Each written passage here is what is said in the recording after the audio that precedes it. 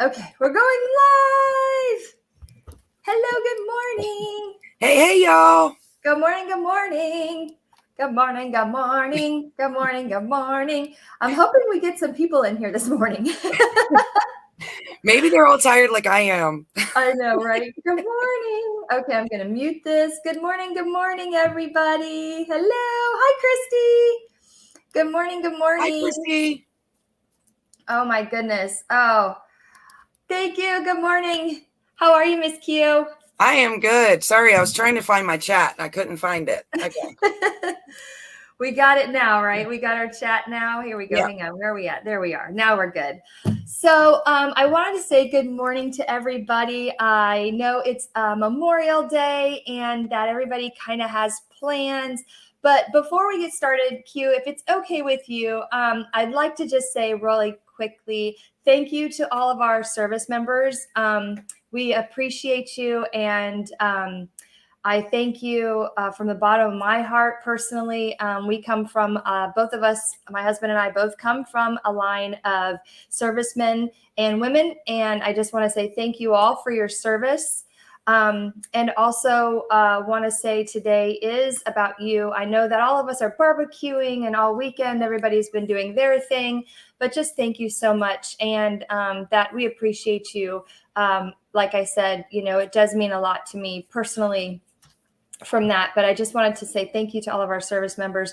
And I know Christopher Nutter wanted to let everybody know that he is here in spirit. He sent me a little message early this morning, that he was out today putting out some flags and some flowers. And so Awesome. He just wanted to make sure he was here. And I wanted to just say thank you to him too. So I'm sure he'll listen to this later. So Christopher, thank you so much. And to all of our friends and family who also do that beautiful piece as well, to all those who have sacrificed. So thank you to all of you who do that. So I'm just going to take a quick drink, collect myself, and I'll be right back. Yeah, thanks to all the service members. We did a show for Memorial Day over the weekend, one of my bands. So yeah, we did a nice tribute to the servicemen and women, and you know, just a big shout out and thank you to them. So awesome. What are some of the things that you guys do? Like, what is the band? What is the band? What is one of your bands like that you like to do? Like, what are some of the bands called, I guess? Right Turn Clyde and Sons of Liberty, and Chris is the guitar player in both. And cool. I'm just kind of do everything that needs to be done whenever it needs to be done. So plus I also work with tons of bands. So I've worked with all the national acts down to local bands. That's so cool. And I've been in the industry for a long time. So I've pretty much done it all. And then I dabble. Chris bought me a guitar for my birthday last year, my acoustic. And then I had, so I've been dabbling with playing guitar, and I played drums since I was 8 years old. So, oh my gosh. So it's in your gene. It's like in your blood. It goes all my life. I would give up everything but my children for music. Like there's nothing in the world I wouldn't give up other than my children. I love it. So obviously, you know, for those of us who don't know you, right? So it's Little Miss Q. Is that right? Or is it Crazy Q? It's Crazy Q, but every time. Okay, so fun fact, when I started my YouTube channel, it was Little Miss Crazy Q. My business name, like I actually have an LLC, is Crazy Q's Rockin' Deals. And everything was supposed to be Crazy Q, but everyone kept pronouncing it Quasi instead of Crazy. Like I was like, no, it's like Crazy, but with a Q, you know, play off my name Q. Got you. I got tired of telling everybody it wasn't Quasi, so I just changed my YouTube to Little Miss Q, and Crazy Q's is everywhere else because my business is Crazy Q. So yeah, exactly. Oh, sorry. Can you talk for a minute? I've got to go get the door. It's open. Hold on. Okay. You're fine. Why the front door is open, but it is. It always happens when you're on a live. She tried, but it never fails. Before we jumped on, my son had decided he was going to take a shower in my shower. So I know the feeling. I was like, hey, you need to get out of here quick because we're going live. But something always happens when you go live. It does. And for some reason, the front door is beeping. It's locked, but I'm like, okay, I don't know what's happening. It's the live curse. It's okay. I know. I'm like, what is happening over there? Oh, but yeah, so it's like, and that's the one thing that's interesting about your name. It's like the way that everybody pronounces it. And I even asked them, like, what is your actual name? And you're like, Q. Okay. She was trying to rename me. Like, she thought my name was some form of Chris, but Right. It wasn't. When we met, it was your friend Chris. And I was like, okay, because I knew there was a Chris in there and it wasn't me. No, that's my other half, my best friend. That's right, because we met at FlipCon last year. FlipCon! It was so much fun. It was exhausting, but it was so much fun. It was exhausting. Are you going this year? I have every plan to. Yeah, we plan to make another week out of it, like we did last year, and yeah, I'm looking forward to it. Christy's going. She's already got her. Her and her hubs are going. I think her hubs is actually not. Well, he'll be there, right, Christy? I think he'll be there off and on. And so, but he won't, I don't know how often he'll be there, but she'll be there. So that'll be fun. And Rachel will be there. She's one of the motivational speakers. Mm-hmm. So that's exciting. And Coco from Coco and Chewy, she'll be there. And Angie's not coming this year, right? Angie and Kristen aren't going to be there. They have other commitments, but they're going to be at the Boss Seller Remix. So I can't go to that this year. That wasn't on my portion of the budget or anything like that. Unfortunately, it's too far out, but I want to go next year. I want to go to that because we want to go to Vegas and everything else, but it's just not in my, thought process this year. Yeah, I mean, there's so much going on all the time. And like, I have a lot of music, music comes first, but we did make sure that we blocked out that time so that we could do the FlipCon, but it's not easy, especially this time of year. We've got big festivals and, big shows. And so I really pick and choose where I go and what I do because music's going to always come first to me, but I still enjoy going. So make sure to block it out. At least we had dates ahead of time, far enough ahead that we could really block out that time and not schedule any shows. Yeah. So where does reselling fit into the music, or does it anymore? It was just kind of like a side thing. Music was full force. I'm talking 90 to 100 hours a week. I dedicated to all kinds of shows. I was working them 7 days a week, and then COVID happened. And a lot of people knew about the shutdown, but they didn't realize that the music industry, the entertainment industry, actually shut down 2 months before everything else. When COVID happened, it was the first industry to be shut down. So it was like my whole life just came crashing down because I didn't know life without music. And so then I just started reselling more seriously because I'm not one that's just going to sit around and collect a check for doing that. I just can't do that. I never did. Hey, shout out to anyone who did it. That's awesome. But that's just not me. Yeah. I'm a workaholic. Even if I could collect a check, I would have had to be doing something. Like there's just no way. Yeah. I'm working. If I'm awake, I'm working. Literally anyone who knows me, if they say, what are you doing? They know my answer is going to be working. Right. I'm just a workaholic. Get it from my daddy. Yeah. But so I just kind of started picking it up more and decided to jump onto eBay because, I wasn't on eBay or anything like that. It was more local stuff and it was just for fun. Then I went ahead and just kind of dedicated more time to it. And when everything opened back up, it kind of flip-flopped. I do a lot more reselling. But I do a lot of music. Like I said, it's every week consistent. Yeah. Between practices and actual shows and stuff. But I did take a huge step back. I'm going to pause out. I'm going to keep talking. I'm just going to mute mine for a minute. You're fine. So yeah, I decided to just put more time into reselling and I love it. I love it as well. Most people don't ever get to do one dream job and I've been lucky enough to do multiple. So For sure. I mean, I love that you said that too about like having two dream jobs like that. It's Mhm. just, and the music part really is amazing because like you said, your point's so valid. It's like it did shut down and it was like, how is the music industry going to continue through COVID? And you guys found a way. Like Yeah, there was a way which social I media. loved so much because hey Bobby, how's it going?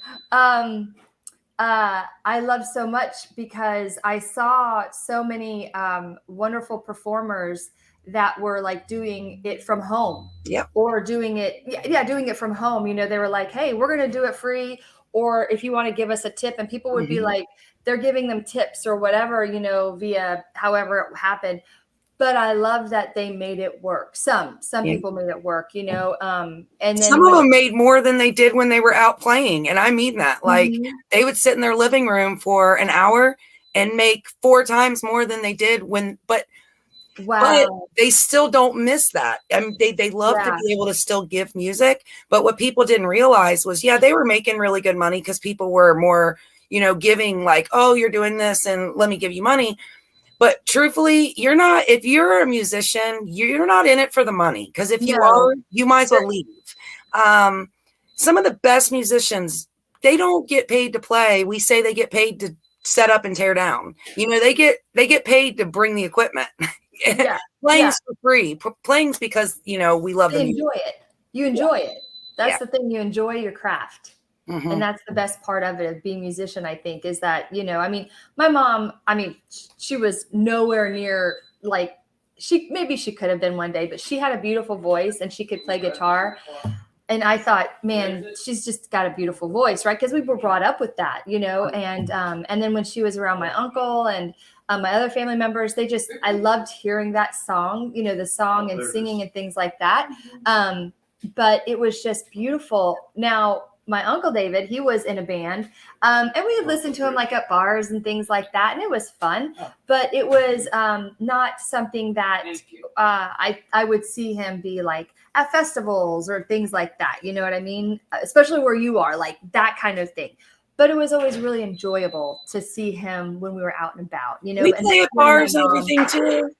It Well, just depends. We play different it. levels, different Play it. levels, you Yeah, know. we But you play did at it, concert venues. We play at yeah. small places. We play at Yep. parties, private events. So Yeah, but and he did it just like you said. He did it because he truly just enjoyed it. He enjoyed he enjoyed the singing. He enjoyed people being out there and everybody kind of getting up to it and dancing and clapping and singing along. And yeah, he just enjoyed the craft. And that's what that's I the love about payment. music because it brings people together. Mhm.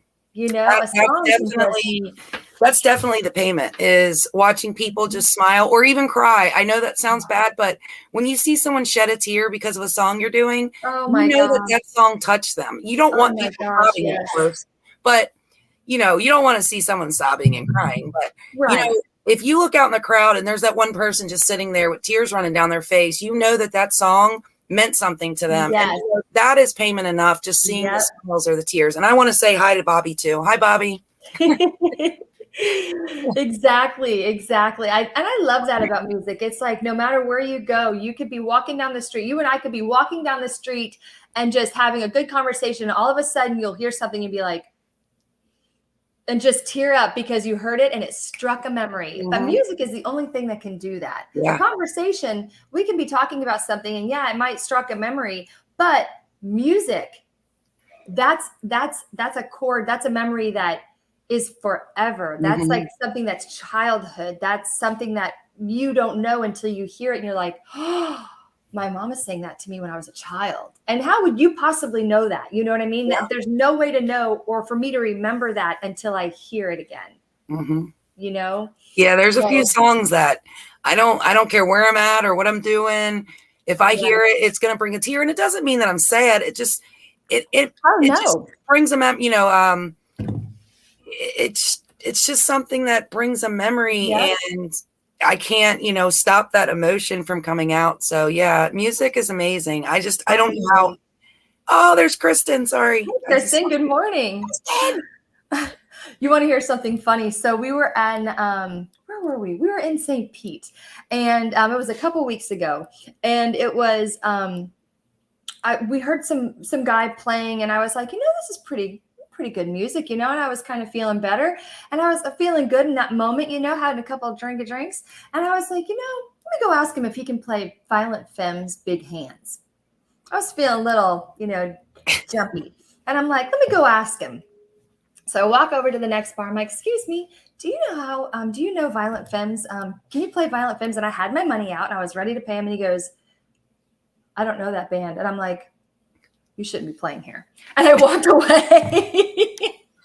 Coming from the girl who doesn't know what Grateful Dead bears are. I know. Gosh. Y'all, she complimented my shirt when I got in the back room, and I said, "Oh, I'm a Deadhead. I love Grateful Dead." And she goes, "Oh, I didn't know that was Grateful Dead," and my heart broke. My heart just broke into a million pieces. I said her, and then Kathy from Ginger Marvin. I told her this. I said, "Don't feel bad." Kathy from Ginger Marvin broke my heart too because she was on their last video, and she said, "I don't even know who Pink Floyd is," and I went, "Oh." So it's pretty funny. So that's the thing, is like we're just breaking you all to pieces. But we love you. Miss Q's heart is broken. But you're making me laugh, which is always good. I'm glad my broken heart can make you. Not your broken heart. Not your broken heart. I don't want your broken heart to make me laugh. That's okay. It's okay. Oh my gosh. Thank you for still loving me. Yes, I appreciate that. Oh my gosh. Okay, so we have a box to go through, and I need your advice. So, I'm going through my office right now. Mm-hmm. That's the room I'm going through, which is this room. It's not a door. It's just a wall. Just a wall. So I have questions for you because you're still reselling, and I used to be in the cult of Creative Memories. So here's the question of the day. I have gone through stamps. I've gone through the cutters. I've gone through the scissors. And now I have stickers. So some of them can be worth a lot of money. So here's the question. So my Creative Memories binder is here. And if you purchase this for the low price of, actually, no, but it's broken, right? And I'm not going to sell it because, well, I could, I guess. But, it's kind of like this, right? And then look, it still has my name. I'll hide my address, but look, it's got my name on there. But it says Creative Memories. It's got my business card. Because I was a consultant. I used to scrapbook a long time ago, like 25 years ago. I used to be a huge scrapbooker. We had to, because that was the thing we did. It was a lot of fun. Yeah. So I've got all these stickers, right? So I'll show you. Oh my gosh. I even have, so when I had my parties, look, I even have the price on how much they were. 45 cents. Oh my God. Uh-oh. You froze. Oh, there you are. Oh, I did? I'm good. Okay, so I have like the individual ones like this, right? So, and I also have some in packs. So the individual ones, so I don't know what to do. So I will scrapbook. I won't ever scrapbook again. Let's be honest. But I have all these like individual ones like this, right? So, and they're all like nice and neat. And then I have wedding ones like that one. They're all Creative Memories, and they even say Creative Memories on the back. So do I do a lot of them? Yeah, I would break them into categories. Categories and lots? Okay. Yeah, I would. However, be careful because, there may be some gems that for whatever reason, now, not necessarily those are just a couple. Those are just the ones in the front. Right. And they may or may not, but I would also go on eBay and sort highest to lowest and just put in Creative Memory stickers. Okay. That way you can see if there's any individuals, like individual sheets that are worth a lot, because there are some crazy stickers out there. Now, I'm not necessarily saying, Creative Memories, because I don't know. I haven't done the research, but that is the best way to like get on there and at least see if you have any like sought after sheets. And then Okay. that way it'll give you, and you'll also be able to see how other people are selling it for the highest amount of money. Okay. Remember to, don't count in the auctions, and, try to look for, well, you can count them in if everything's auctions, but Yeah. try to, get a better feel of how other people are selling them. I mean, that's what I do. I always, if I'm not sure about Okay. something, I just research highest to lowest and see how is other people getting the most money for them, and if Okay. there's any hidden gems within that category. Okay. Should I do the same thing for their die cuts? Yeah. So, these are like the pumpkins and just like kind of lot them up, and I'll try to get a really good, I don't know if that's even coming across. This is like I don't know what that is. This is it's a church with a steeple. You can do it with any category, any item. Okay. That's really your best way to find out if you have anything, especially when you have a big lot of something.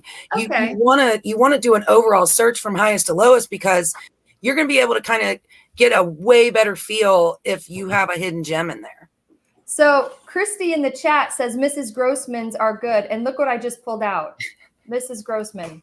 See? Yeah. Yeah, you definitely want to do a search for sure, because if not, then you can lot them all up, but you still want to just make sure that, you don't have any crazy priced things in there. I mean, not unless you don't care, and then you just lot them all up and sell them, but, Yeah. Or should I do a whatnot and say, okay, guys, here we go.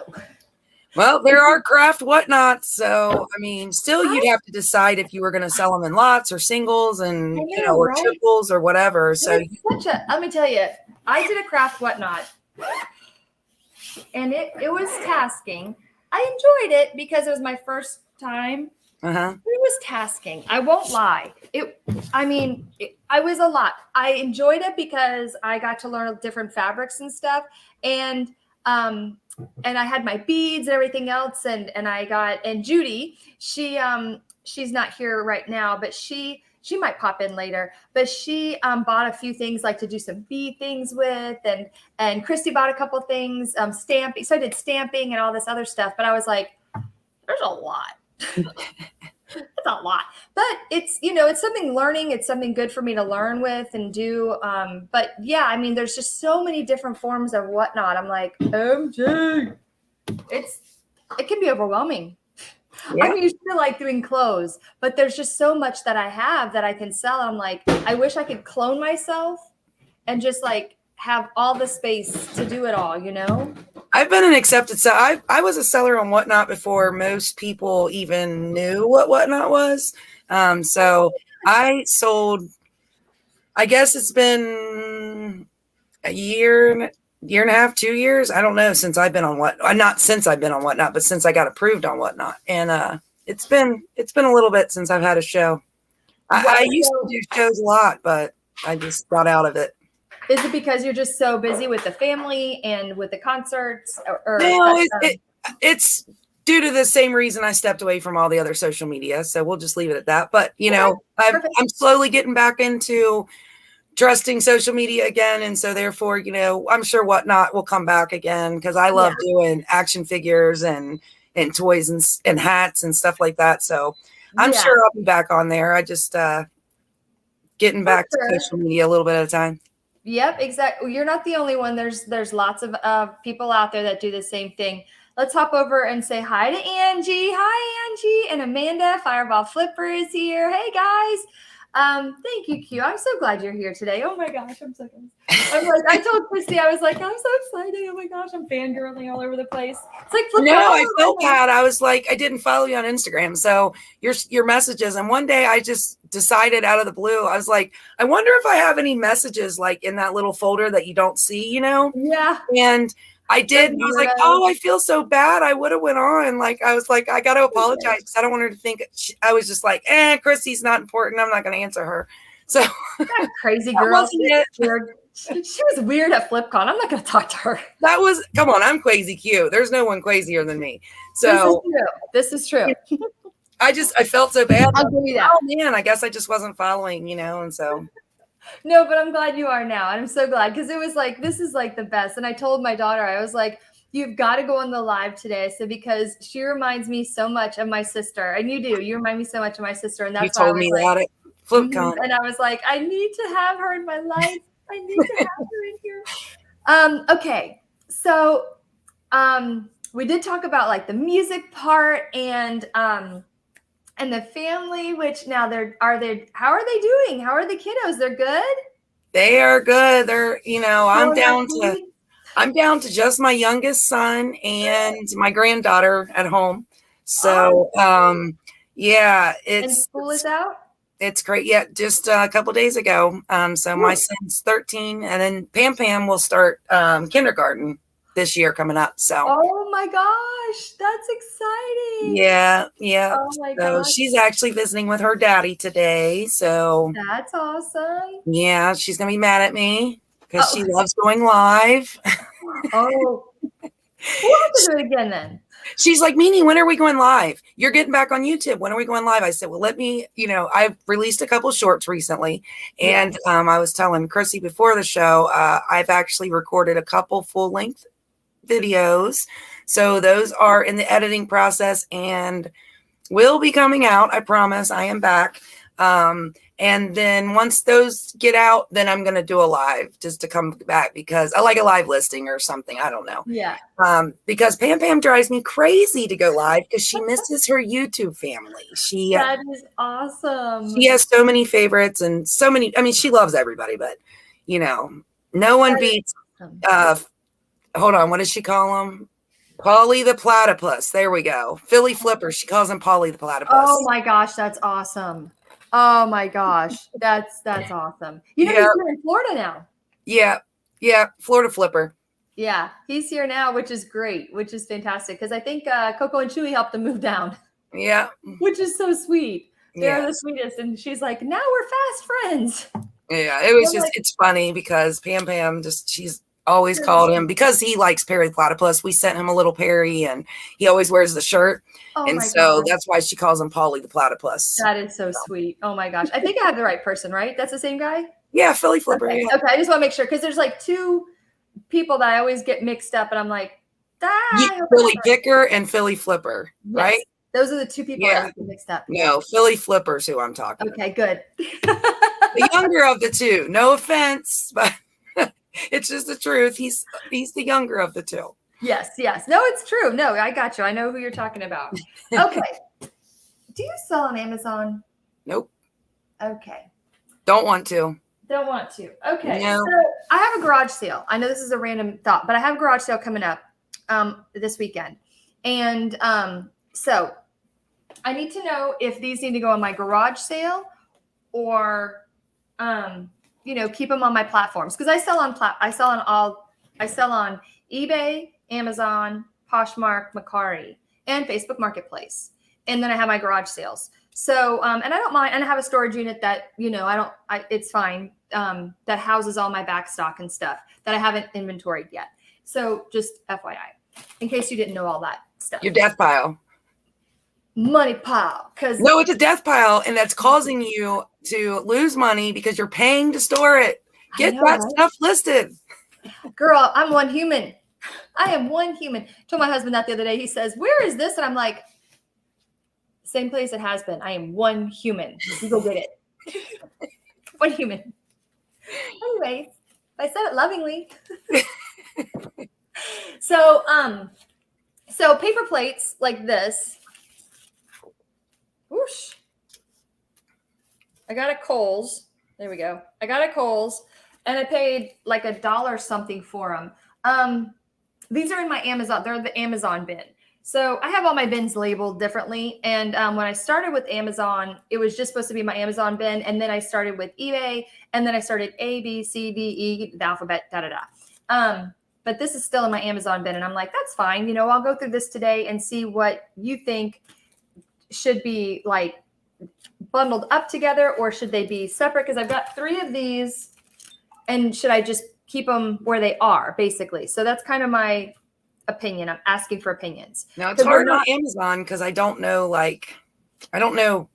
how it works. Like I don't know how fees work or price ranges work, but I mean, with those, I would definitely say lot them up, only because people would be like, "Oh, that's a great deal. I can get all the plates I need for that 4th of July party or whatever, and I don't have to buy 3 sets of them and have free shipping or whatever." So, and they may not be listed. Christy had a good question. She said, "How long have they been here?" They may not be on there anymore, Christy. I'll be honest.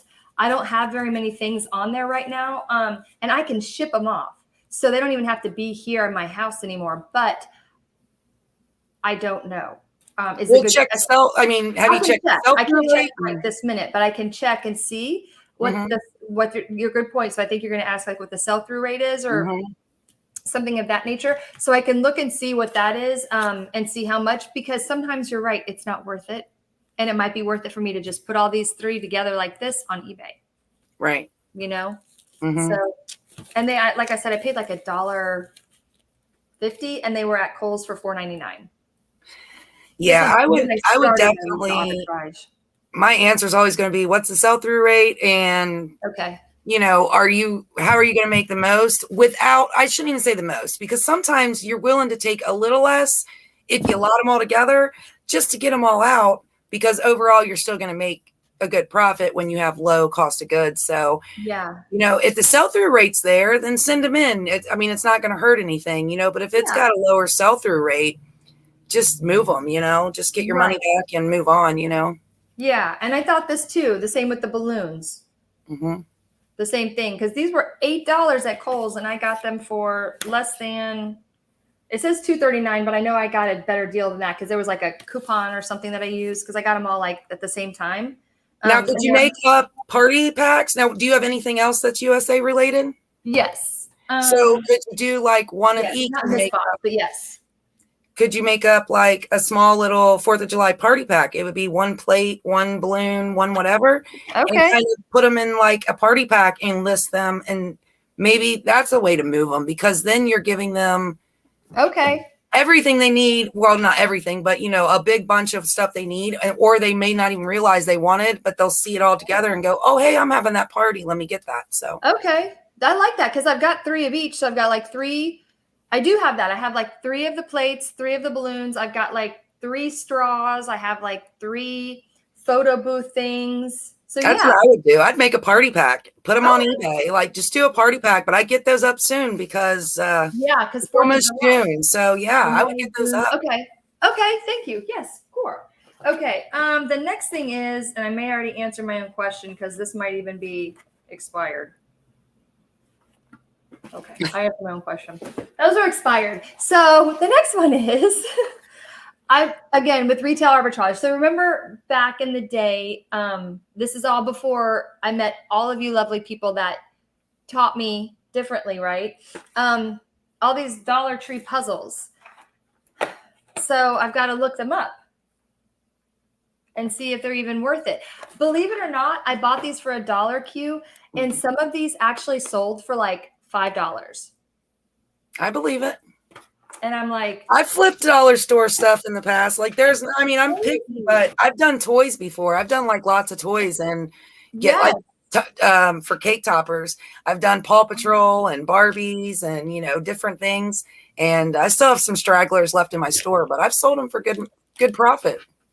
Bright Lights Bubblegum, sell before July 4th, 2023. Dope. So I can't sell this on Amazon, or if I'm not mistaken, I can't sell it to eBay either, because I think, didn't somebody recently say that you can't sell, if you sell something like this and it's expired on eBay after like 6 months, you can still get in trouble?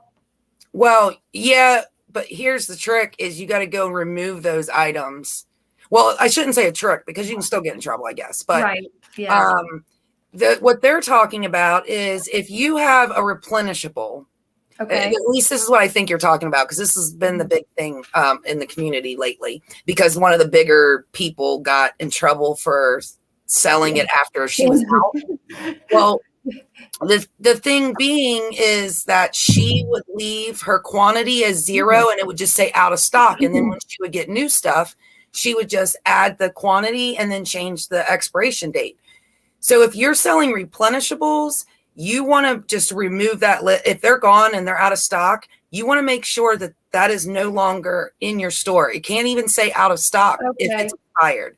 Now, if it's gone, it's gone. As long as you sold it before it expired, just don't leave that listing with out of stock on it. Just get rid of that listing and do a whole new listing. That's all. Okay, I got you. But and Angie's saying 90 days. Yeah. So 90. Okay.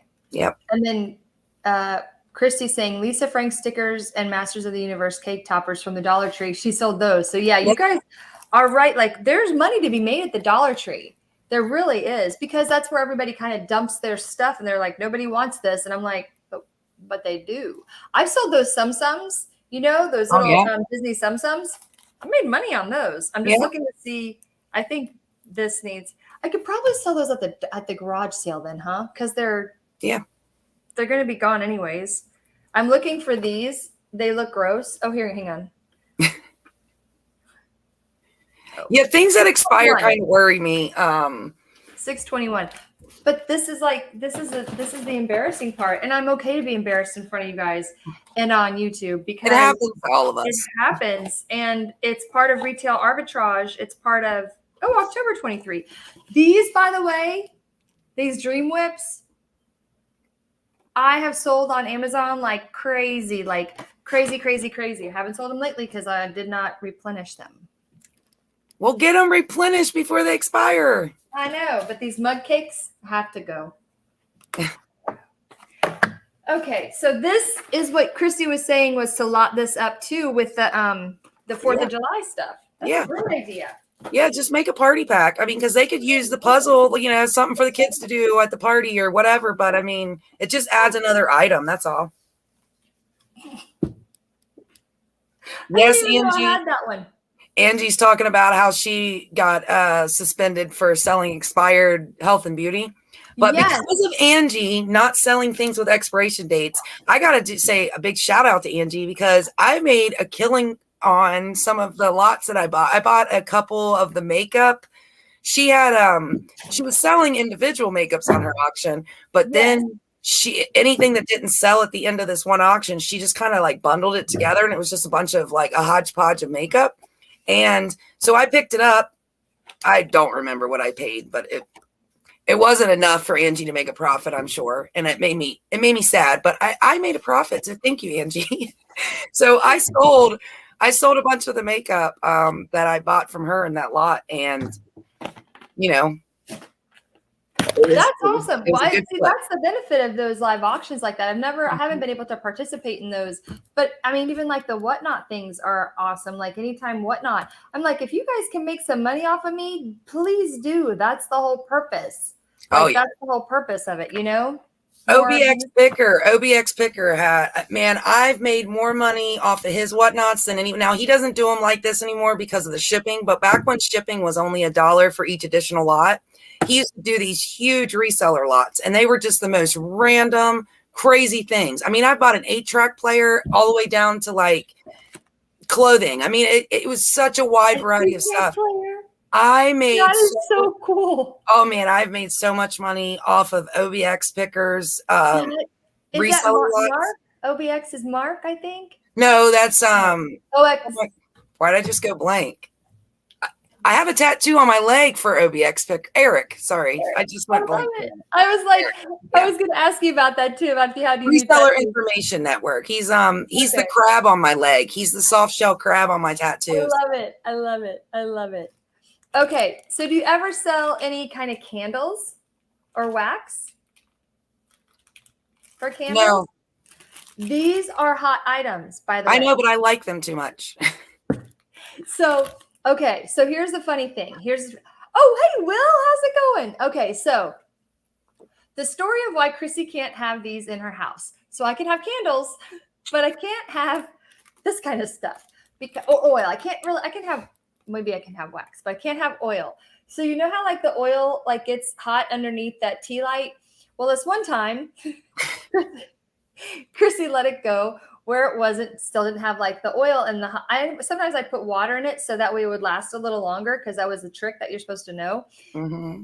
Well, Crissy, I'm speaking in third party because it's just ridiculous, but I forgot that it was still on, and I left the candle on, And so I heard popping and it pop, pop, pop, and it went pop, and it kind of let the oil explode all over the wall. Not once. Oh. It's in the foyer. And so the hubs came home one day and he was like, "What is this?" And I'm like, "What is that?" I don't know. I'm like, "It smells really pretty in here, huh?" And he goes, "What is on the wall?" And I'm like, "I don't know what that is. What could that be?" You're like, I thought it would last longer if I just put it on the wall. I wouldn't have to burn it anymore. I just smeared all over my walls. I moved it to the bedroom where it couldn't possibly do that there. Oh, goodness gracious. And it did it in there too. Because I could pay attention in that room where nobody's ever in there. And the bedroom door is always open. He's like, "Okay, look, my foot is down. We're getting rid of these." Sorry. The house does smell good. I love wax melts. Wax melts are my favorite. So we can have candles. So there's the goofy story of the day of why I can't have wax or I can't have those. But yes, I can have these. But anyway, so yes, as now my stomach hurts. So yes, I put these both together and they can sell in packs of 2. And that's how I sell these. And also, these can sell in packs of 2. And I sell these on Amazon also, just like that. Awesome. Yes. So you just got to ship them in, right? So you can sell them? I can, or I do it myself. Okay. I do it through FBM. It's FBM. Thank you. FBM. Yeah. But I don't sell on Amazon, but I know the terms. Yeah, I know, right? And I should know, but I'm really bad because I'm stacking them all up now because there's more on the bottom here. Angie says, "Oh, Chris, she burned down the house, but it smells good." Yes, it did.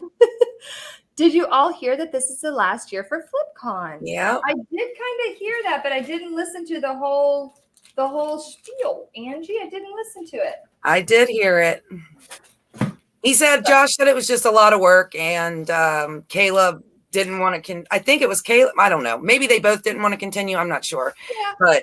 But Josh just said it's really a lot, too much work for him to put it together. So yeah, I can understand that. So we'll probably hear it when we get up there too. And from between now and then, he'll explain it and do a thing about it. He did it on Trash to Cash. He kind of explained his point on Trash to Cash. But with Trash to Cash, the good thing about that is you can kind of half listen because you're really not going to miss anything. So I wasn't really paying attention because I just kind of, that's just background noise to me. Those guys are crazy. So they are. They can be crazy. But I will say that most of the time, whatever I hear on there is just kind of background noise. But I did hear that. I just forget. Yeah. I don't want to misspeak, but. Right. Yeah, same. Yeah, that's what I was thinking too. I was like, well, I figured once Josh puts it out there, like on his YouTube, then that'll be that. I mean, I know it was on Trash to Cash too, but I don't watch a lot of his videos anymore. But I don't like sourcing videos, so I don't watch a whole lot of sourcing videos. I don't know. Sometimes I'll put them on background, but most of the time, I mean, I like to have like what sold's on in the background or someone like informational, the whole bubble wrap scam video. That's crazy. Have you heard about that one? The which one? The bubble wrap scam stuff. Wow.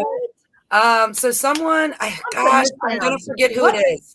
I think it's FJ Treasures, maybe is their name. If someone in the chat remembers, put it in there for me. If not, I'll look. But actually, I think I have it right here.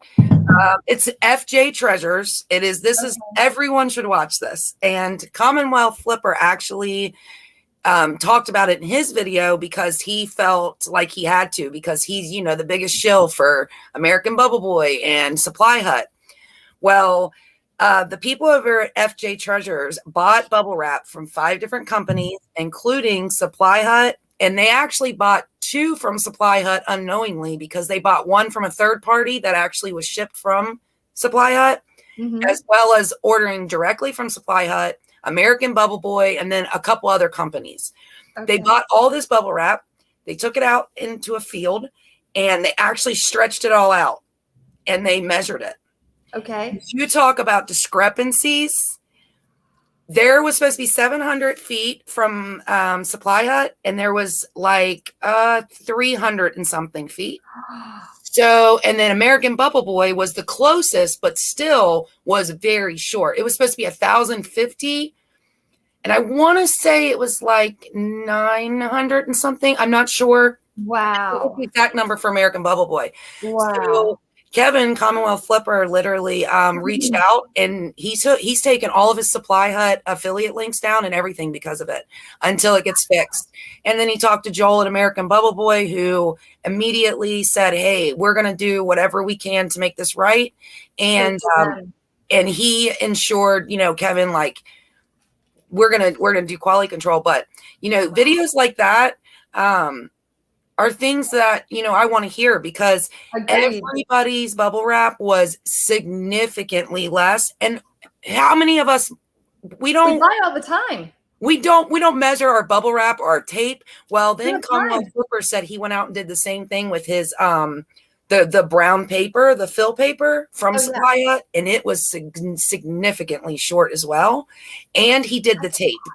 So Kevin talked about it on his video. And then FJ Treasures, it says, "Who sells the best bubble wrap exposed?" That is the name of the video. Y'all, if you have not watched it, go watch it. It's wow. Yeah, it's Thank crazy. you. Yeah, crazy. That is crazy. I'm so glad you shared that with us. And Crissy put in the link. Thank you, Christy. Yeah. That is insane. Like, that's the kind of stuff I like to listen to. All kinds of stuff. Like, I love learning new podcasts. I like learning new things like this. Mm-hmm. I like that kind of stuff because I love listening to things in the background, and I want to support all of our people. I mean, I just love supporting everybody as much as we possibly can, right? In the background, especially when I'm doing things like, kind of going through my bins and things like that, and just kind of having everybody in the background. Because every once in a while you hear something, you're like, I don't know that name. Hang on, let me watch, kind of thing. And the What Sold are ultimately one of my favorites. Like, I love What Sold. Mine too. Especially Jocelyn. Jocelyn up in Pennsylvania. She's got like the crazy lamp lady. She was like one of the first people I watched, because she's all glass stuff. And so I love watching her What Sold, because I'm always learning new glass all the time. Like, see, I don't like glass. Yeah. But that's okay. That's great. What is your favorite thing to source? What do you think? Shirts, rock star stuff, music, anything music related. I don't source shirts. So fun fact, you will never see a band shirt probably on my eBay or anything, because I don't get rid of them. I wear them. Now, I guess if they're too small, my kids would take them because they're all obsessed with music. And if they're too big, I have somebody that can fit those too. So I will never resell band shirts because they're like my love. But, cassette tapes, records, music equipment, guitar equipment, or any kind of equipment. I mean, I've sold some pretty amazing music equipment. So would you recommend, excuse me. So would you recommend, if a record, no matter what size it is, if it's the tinies or the large, if they're not in pristine shape, I heard somebody else say this, and I think I said it on my last one too. If they're not in pristine shape, should I just hold them aside? Because I do have a giant stack of records that I will be going through and reselling. If they're not in pristine shape, should I just hold them on the side and just say, okay, these are for decor only? Craft, or craft lot, You can sell them as craft lot, and not just the covers, because some people will just sell the covers for art. But you got to remember, there's people that make really cool stuff out of the actual records, because I know I do. So I make some pretty cool stuff out of records, and so there's people that's always looking for those craft lots, and the best way is just get a box, fill the box, weigh it, and sell them whatever fits in that box. And I mean, you get 24 photos now, so you can pretty much show them all and just put multiples. That way they can at least see, in case they do want them for a different purpose, but you still want to show them what they're getting. But the records and the covers can definitely be sold in craft lots. Okay. And should you do them together? So if the record's it's scratchy or whatever, should I do the record and the cover, or should I sell them separate? Now I would keep the record in the. I keep the record in the sleeve, and I just sell it as a whole unit because, that way they're together. But yeah, they definitely sell in craft lots. Okay, cool. Hi, Ed, the reselling writer. Good morning. Oh, hey, Ed. Welcome, Ed. Haven't seen you in a while. So I have Deck the Halls. I have 1, 2, 3, 4 of these. Deck the Halls. Are those plates? Yeah, they're chargers. They're chargers? Yeah, you put them underneath. They're plates for like holiday and stuff. Lock those up. You got to sell those in a lot. My bad. There's 2 of these in this. Oh. Such a dork. Okay. Deck the Halls and then Comfort and Joy. So it's a set of 2. Oh, okay. Then that'll work. I'm a dork. I thought you just meant like each individual. I'm like, I don't know if anybody would want one, but yeah. So there's a set of 2 in there. Okay. Now, would those be in Amazon? It was in my Amazon box. I don't know where I put them though. I'd have to look and see where those would be listed. I'm thinking I'm going to put those on eBay. I'm thinking that's where they would go. Don't store vinyl records in a hot car during summer. Yeah, never. That's a good point. Solid point. Or in the garage. No, in the attic. Yeah, because it's crazy because I make stuff with records. And if you take records and you just dip it in hot water, that's how you can bend them into things. Because I've made little trinket boxes. I also make wall decor. And to soften a record, you don't even have to do boiling water. You can literally do hot tap water.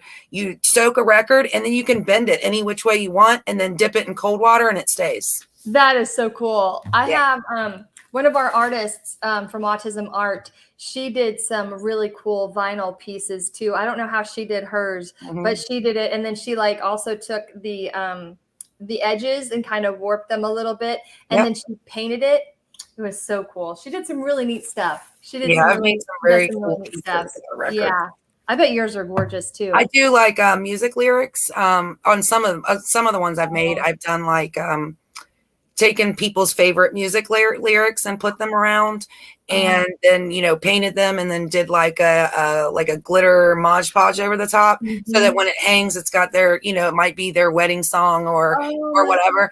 So I did quite a few of those and they turned out really cool. I love that. I think that is, and that is like a thoughtful piece. It's like something thoughtful that you're like, this is something that they'll keep because it's something you did thoughtful for them. I love that. Very cool. Those are so sweet. Hey, Melanie, how's it going today? Good morning. Okay, Walmart. Did you know Walmart has these capris, right? And if you're at Walmart, they have a clearance section and you can get capris for $1, all sizes. You have to go hunting. So they're $1 to $4. And I got these and they're Nobos. They're the Nobos right here. And this is a large 11 to 13. And these are the sugars. These are sugar skulls, these sugar skulls. But I've gotten, and these say Amazon on them, but I've got floral ones. I probably have no short of maybe 30 pairs, varying colors, varying sizes. And they were like $1 to $3 each on clearance. And this was, again, back when I was doing retail arbitrage. And so I got them all and I'm like, oh my gosh, oh my gosh, oh my gosh, oh my gosh, oh my gosh. And I brought them all home. I organized them by size and everything else. Now they're kind of scattered in the wind, but in my inventory. But they would sell for like $10 to $15 on Amazon and eBay.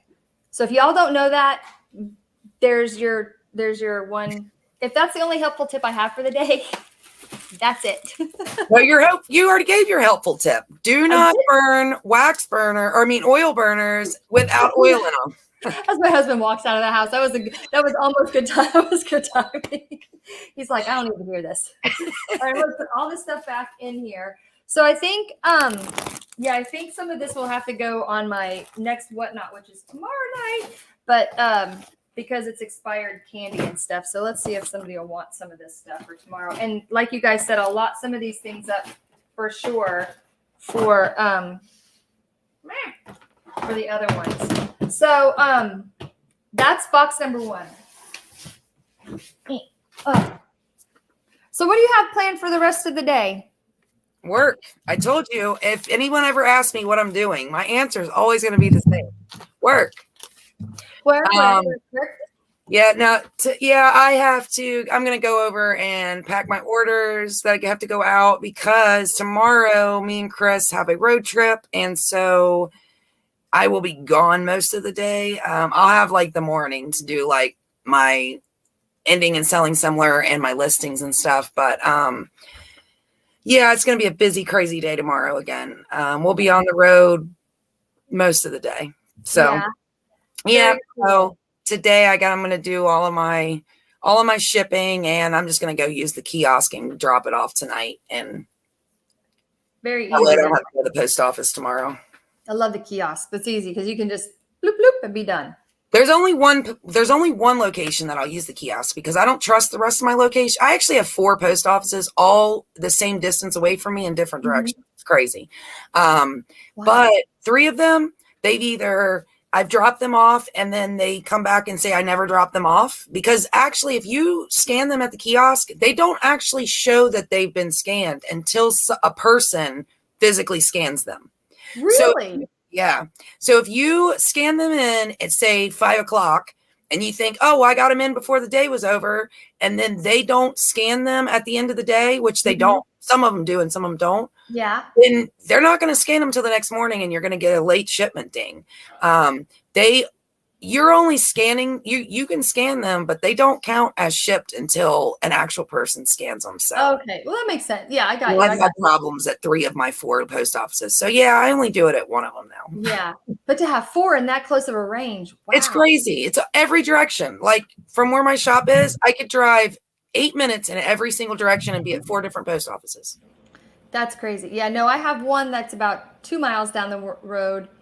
And then I have like UPS, FedEx, and then that's it. And then I'd have to travel another several miles, which is fine. I mean, but I mean, that one's right down the street, which is fantastic. But our postman is amazing. Like if I schedule a pickup, which I usually schedule my pickups, the night before, and he comes to the door. Now, if it's not ready, he will ring the doorbell and then he will say, do you want me to come back later? I'll be back in about an hour and a half. And I'm like, you are so sweet. And he always. Mine's awful.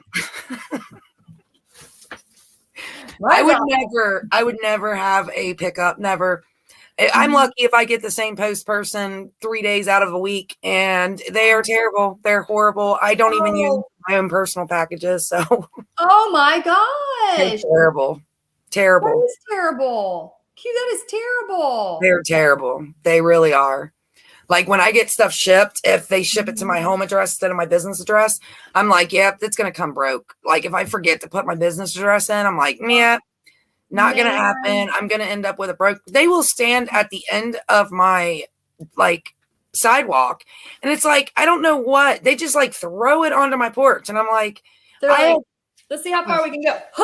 They do. I just think I don't know. They all must be football fans. I have no idea. That's crazy. Do you have giant dogs or something? Are they afraid? I do have a giant dog, but it's not outside. Like my dog only is in the backyard if he's outside. He is 220 pounds, but my dog is not on the front porch, so they cannot use my. Right. They can't use him as an excuse. No, they cannot. No. He's amazing. Aww. He's just a big baby. Yeah. He's just got a big bark. That's all it is. He looks like a black bear and sounds like a black bear. So he would probably act like a black bear if he tried to come in my house. But I mean, other than that, he's a great dog. But that's not their excuse because he's not anywhere near my front yard. So no. And they should be doing their due diligence and doing their jobs and putting it where it belongs. Oh, it's ridiculous. It's ridiculous how many packages get damaged because of them. And Crissy is saying the same thing. Or Ed, sorry. Ed's saying the reason I like to use the kiosk is because for Poshmark and Mercari. Yeah. It does do for them. I agree with you, Ed, for sure. And Crissy doesn't trust the pickups either, and they won't walk up to her stairs. Oh my. Well, there's a Grumpy Gus that does come by, and he's not very happy. So when when our guy is on vacation, Grumpy Gus does not do that. Grumpy Gus was just like, bye. And so that's my fault. If that's totally on me. Look, if I'm having a bad moment, like if my stomach hurts or whatever, body excuse that it doesn't want to work that day, you know what? Then that's on me. I just got to go and either take myself to the post office by 3:30 or it just doesn't go. I'm like, sorry, I wasn't feeling well. I'll have to get it in the morning. You know what I mean? I'm like, sorry, my bad. Okay. All 4 of my post offices close at a different time too. The earliest one closes at 5, and then I have 5:30, 6, and 6:30. So sometimes it's based on when I go determine which post office I decide to go to, because they literally close at different times. Every one of them close at a different time. That is crazy. Yeah, ours closes at 5:00, but they say the last drop off in order to get shipped out today is 3:30. As long as it's scanned that day. I mean, yeah, you want your people to get it, but I mean, as long as it's scanned that day, it'll still count as on-time shipping. That's what I think so too. Okay, I have a random weird question for you and the chat. So I have this that I got on Retail Arbitrage. Again, kind of still on that level here with these boxes. This is expired. It's been expired for a while, and it says it in my listing. However, it is a s'mores box. Ooh. And it has like the 2 package. It has the 2 cups in here, and it's got all this. And it says collectible. And I know some people collect these. But don't have it on eBay. Huh? Don't put that on eBay. It is on eBay. Take it off of eBay. Yeah, because it does say collectible. It doesn't say expired in the title. It just says collectible, and then it doesn't have any food listed. Well, I mean, you can do what you want. It's your business, obviously, but I'm going to tell you that. No, but that's what I'm asking your opinion. Should I take it off? Absolutely. And just take these out now? Yeah. I mean, I'm sure you could probably sell it on a different platform, maybe, but like as far as eBay, you will get in trouble for selling that. It's expired. Dave, perfect example. Dave NC Flipper. ADH Dave Flips. I know. Yeah. He changed his name. I know. It's perfect for him. I know, considering I have NC Picker tattooed on my leg, and now he's ADH Dave. Oh my God, you sure do. I surely, and his actually has his name on it because it's a blank check with NC on it. But anyway, I'll forgive him, I guess. But he was selling collectible cereal box that obviously was expired, but somebody told him, oh, just go in and take the expiration date off and just say it's for whatever. And he got in trouble for that. And he also got in trouble because he decided to take all the expiration dates off of anything that was expired. And I think he got suspended for a couple of days. I'm not 100% sure, but I think he got a 3-day suspension. But it was just recently. But he did that on a collectible cereal box, and he got in trouble. So okay, well then I guess I need to take my cereal boxes off then, because those are collectibles. Those are like, people collect those, like legit collect those. Yeah, if they have cereal in them, if they have cereal in them, yeah, you should not be selling those on eBay. Now, I know, I mean, I don't know whether I would or not, but I know like Mercari, Poshmark, I don't think they have the same standards as eBay. But yeah, you can definitely get in trouble for expired items on eBay. Okay, so just take those out and then just sell them like that. Okay, I can do that. That's fair. That's fine. Yeah. That's why I wanted to ask what your thought was, because those are the ones that I have. And then I have like, see, it's like limited edition, which is fine. I mean, it's totally fine. I can throw that out. It's fine. Like I said, I mean, Mercari and Poshmark, you can sell those as collectibles. You want to put in there that, they're expired and they're for collectible only. Or if I'm wrong, somebody tell me that. I don't know. But yeah, I'm pretty sure you can sell them on there, but you can't. Okay. I mean, I got suspended videos do very well on YouTube. So, I mean, you could always just keep them on eBay and, eventually just do your I got suspended on eBay video. No. Got a cha-ching. Did you hear my cha-ching? No. Yay. What'd you sell? I sold a Beatles cassette. $14.82. How much? $14.82. Cha-ching. Cha-ching, cha-ching, cha-ching. Speaking of music.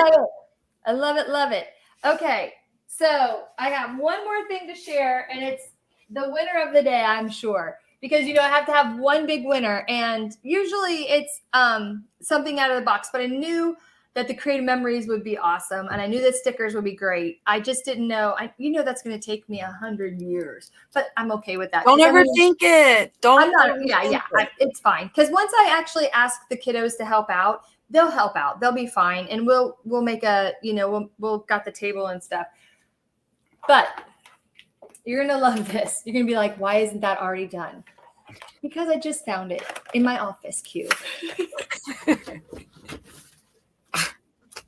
Laptop. Wow. Yeah, it's already cleaned, meaning that the hub's already cleared it out, and it's got all the cords and stuff. So it's already ready to go. Lenovo. Not sure if this one of them, I don't know if it's this one. I've got 3. So I've got 3 different laptops in there somewhere. I don't know where, but they're in that room. And that's the one I found. So if you get it listed, it will sell. That's true. The moral of today, list it and it shall sell. If you list it, they will buy it. They cannot buy it if it is not listed. That is so true. That's why I have all the Harley pins and Harley patches. I was like, those are small. Those are on my list. Those are things that are easy for me to take pictures of rather quickly, because I have my 100 goal in May and my 100 new listings in May. And I was like, I need total, only 100 new, the whole month. 100 new for May was my beginning of the month, because I wasn't well, and so I was like, I can do 100 new listings in May. I think that's fair. I think that's good. That's and I'm like, that's doable. It's totally manageable. People do it on the daily. I'm like, I don't know how they do it on the daily, but they do it on the daily. That's my goal. I'm like that, and I'm like, bless you. I'm like, that's amazing, but I was like, I can do that, because even though I'm not feeling well, I can do all this, da-da-da-da. And so I'm like, baby step goals, exactly. And so I'm like, okay, cool. And so I was down a week, out on my butt on the couch. And then we went on vacation, which shouldn't have affected anything had I been able to. And so when I'm doing my pictures, I'm like, okay, I'm bored of clothes. I want to do something else now. So I have my father-in-law's Harley pins collections. And I'm like, these will be easy for me to pictures. These are easy for me to list. And I'm like, and I can get them done. And so I'm taking all these pictures, and I'm like, this is great. And so I'm in the office this morning pulling things out, and I'm like, oh man, this is awesome. I've got lots of things. So when we're talking about overthinking things and listing items, and I'm like, it'll be all right. It'll be good. Yeah, I just grabbed stuff. I used to spend so much time going through the death pile to handpick everything I was going to list that day. Mm-hmm. And sometimes it worked out great, of course, but then I decided, you know what, I'm just going to start in January. I decided I was going to just start grabbing boxes, and whatever was in that box, I was listing it no matter what it was. Yep. Well, with the exception, there's a couple things, but I haven't really had to get rid of very many things. Some are low dollar, but I don't care. I already have them. They're already paid. My whole death pile, fun fact, I have nothing left into them. I am in the profit for everything in my death pile. Oh my gosh. I buy in lots, and therefore usually when I buy the lot, I would pull out the items that I, bought it for, go ahead and list those, and then everything else would just kind of make it to the death pile. Yeah. So I would say 99.8% of what's left in my death pile is all profit, no matter what it is. I've already made my money back on it. Yeah. So I just started grabbing whole boxes. Yep. And that is what I list. I list until that box is gone. I mean, I list usually a couple boxes at a time. Yeah. But I'll grab a box. Mm-hmm. And I think last week or the week before, I found a $300 necklace in my death pile that's been there for 2 years. Yeah. I listed it and it sold quick. Isn't that crazy? It's called a squash blossom. They do not look like much. They look like junky necklaces, really. If you look up squash blossom necklace, if you look them up, you're going to see the price and know they're not junky. But if you look them up, they're not marked with real silver, even though they are all, if they're authentic, they're all real silver. They're handmade by Native Americans. Oh, cool. And so they're like little beads, silver beads, but they handmade those. So they're, different shapes, and But they're beautiful. you can buy ones that are like mass produced now. Those aren't worth as much, and they're usually like more costume. Mine was signed by the Native American who handmade this thing. Wow. And mine was one of the less expensive ones. $300 isn't much. Some of the other ones go for over $1,000. So yeah, that was just kind of sitting in the bottom of a box for a couple years, but it's sold. Crazy. Yeah, it was crazy. I keep doing that. I keep finding like $50 items, $100 items, and I'm like, man, I just disregarded. Like, I just threw them off to the side, thinking, oh yeah, I'll list those later. Mm-hmm. Yeah, that's what I get bold. And that's the thing, is like, I was like I was for a while I was kind of overthinking, like, I've got to organize this, and I'm like, and then I got to that point where I was just like, I'm throwing like this in a box, I'm throwing this in a box, and I need to get it out of the house because it's overwhelming me. And then what I'm going to do is I'm just going to go grab a box, and then I'm going to list it. And then I'm going to grab another box, and then I'm going to list it. And that's what I'm just going to do. I'm not going to overthink and reorganize and do all this stuff because it's annoying me that I'm overthinking everything. It's not making you money being organized. Right. Exactly. Because my inventory is organized. That's where I need to be organized. Right. Yeah. That's my OCD. And that's where everybody's OCD is. I mean, organization. But I mean, I don't need to be organized in this. Well, it's got to come out of my office. But, it's like anything that you have, it needs to be listed, because like you said, it's just causing, this stuff is just being here. It's not doing anything for you if it's not on any of your platforms. Exactly. And like, I say that now, clothing death pile, I hate listing clothes. Why I ever pick them up is beyond me, because I yell at myself all the time. But sometimes, they're really good pieces. And as a reseller, I know it's really hard as a reseller. We often go, well, that's so much profit. Even if I don't want to sell it, I'm going to have to, because I can't leave it there for, So that's kind of where my clothing pile came from. Yeah. I'm very picky about clothing, because anymore I don't really pick it up much unless it's like fire. Like, if I know, like lit up. Yeah. Now jackets I don't mind, and jeans I don't mind listing, but like, oh man, there's nothing worse to me than thinking, like, I keep putting it off, because I told myself, okay, I'm going to list all the clothing in my death pile before I list anything else. I'm just going to get through it. I made it through like 10 pieces and was like, yeah, I'm bored to death, and I'd rather quit reselling than to do this for another 8 hours. Like, I hate listing clothes, but so I just pulled the 10 out. I went ahead and listed those, and then I went back to pulling my boxes. And so I've told myself, okay, maybe you can do 3 to 5 a day with all your other listings, and it won't be as bad. Eventually I'll convince myself to get it all listed, but well, and that's the thing. It's like, especially when you're bored of something, it's like, I got to do something else. And there's tons of stuff. That's the best part, is that you've got so much variety that you don't have to just stick to one thing, especially when it's not the one thing that you're passionate about. So Will says, I dragged my feet on listing a jacket. I had no size tag, so I was considering tossing it. Vintage Carhartt. Looked it up yesterday, $200 to $400, and he paid $1 for it. What? Good job. That's amazing. Yeah. Oh my gosh. Well, that vintage jacket that my father-in-law gave me, when Scott was on the Cha-Ching King, he was on, we looked it up together, and it was a pretty pricey jacket also. And it was like a big duster, and it was vintage. And I'm like, what? That's worth how much? Oh my gosh. But I have so much stuff ahead of it. I'm like, I can't put everything down just to take a picture of that, because I just can't. I'm like, I'm going to put it back. I know where it's at. I'm good.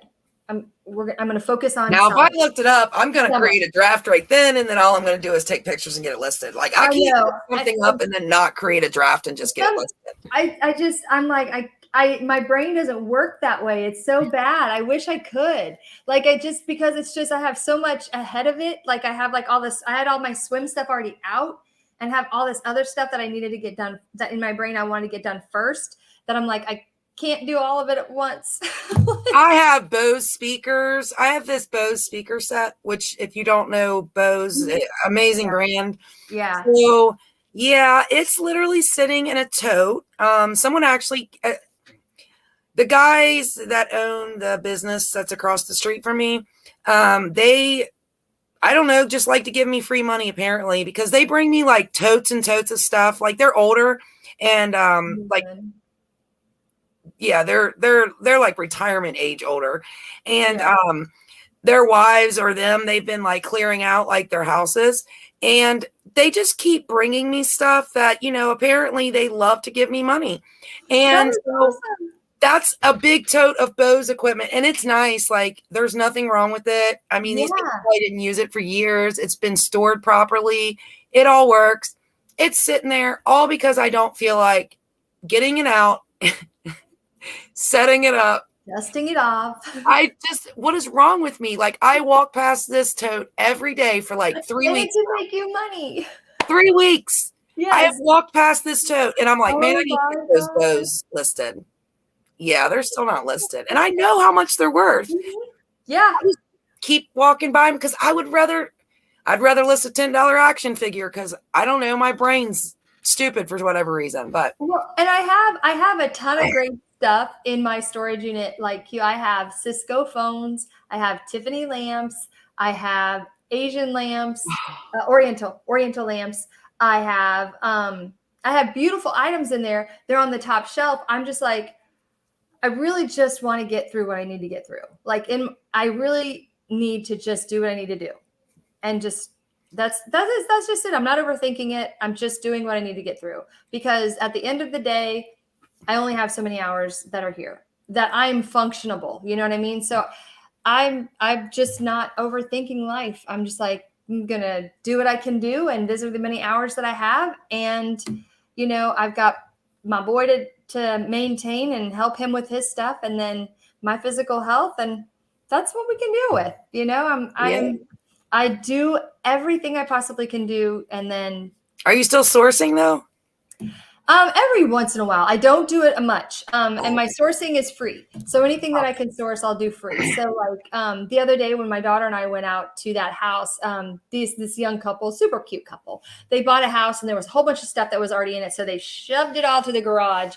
And my daughter and I went out there, and they had some cute stuff, like some older vintage stuff that I found out later isn't vintage at all, but which is totally fine. Like I have some plastic cups, and then I gave the hub some silverware for his office, so that kind of worked out, and some corn cob, thingies, the things that you put on the end of the corn cobs. So I got a couple of things, but it was that kind of sourcing. So that's what I kind of do. So, and then Coco and I went out last month and we did the bins. So I spent like $20. So not too much, not too bad. But I try not to, because I have so much. That's good. So I'm doing my very best to kind of be better, because I just have so much. I'm trying. I've made it through, I mean, I cleared my death pile last year. And then, then I have a year. But see, what I do is I only source during yard sale season. Yeah. I only source 3 to 4 months out of the year. And that is it. I literally source enough to list all year. Yeah. So, we're yearly. We're in Florida. Yeah. Well, I'm not that lucky. All year. I'm not that lucky. So I just source when I source. And then, I don't like thrift stores. Now I will go, like me and Chris will go, if he's looking for something that he needs or I need, we'll go. And of course, if I'm there, I'm going to source. Like the other day, I just picked up a bunch of Oneida flatware. Ooh. I mean, I couldn't pass it up. It was like a couple bucks, and I have probably 200 pieces. I mean, yeah, something like that I couldn't pass up, but that's because I have a honey hole. So when I do go to the flea market, the thrift store, I have a honey hole that I can hit fire every time I go. I just choose not to go because I have a lot of stuff I can list. So. Yeah, there's a thrift store that I absolutely adore. She's adorable. She has an eBay store also, and she's only open 4 days a week, which is fantastic for her. She also does like another side business as well. But she does like these lots. So she'll like take her whole, and it's not this big, it's a whole section. So she'll take a whole section of linens, and her whole section of linens will be like $100. So you have to have bags and boxes, but the entire rack of linens will be $100. Wow.